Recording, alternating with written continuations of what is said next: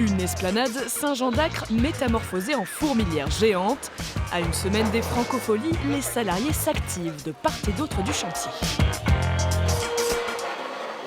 Moi, j'ai Clara et Thibaut qui arrivent demain. Et est-ce que je pourrais avoir des chaussures de sécu, s'il te plaît, pour eux? La machine Franco, c'est 3 semaines d'installation et 3 jours de démontage.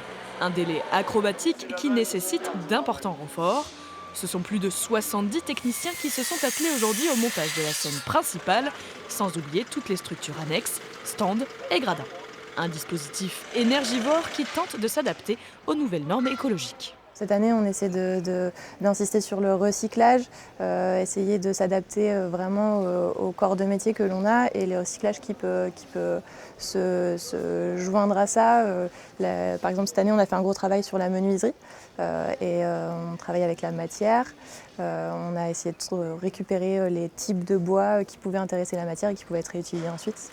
Si les concerts de la scène Jean-Louis Foulquier affichent déjà tous complets, ce n'est pas le cas pour le reste des festivités du centre-ville. Il y a aussi beaucoup de séances au Théâtre Verdière où on fait les artistes découvertes ou au Grand Théâtre qui sont aussi complètes. On a un bon remplissage. Ne pas oublier qu'il y a les concerts gratuits chaque soir à partir de 18h au village Franco-Océan. Là, on aura des artistes comme Voyou, comme Glock, comme San Salvador. Donc vraiment des artistes qu'on adore. Et ce village, il sera ouvert à partir de 11h tous les jours, des DJ sets de l'après-midi. 5 jours de fête avec au programme Michel Polnareff, Isia, L'Homme Pâle ou encore DJ Snake. 150 000 festivaliers sont attendus.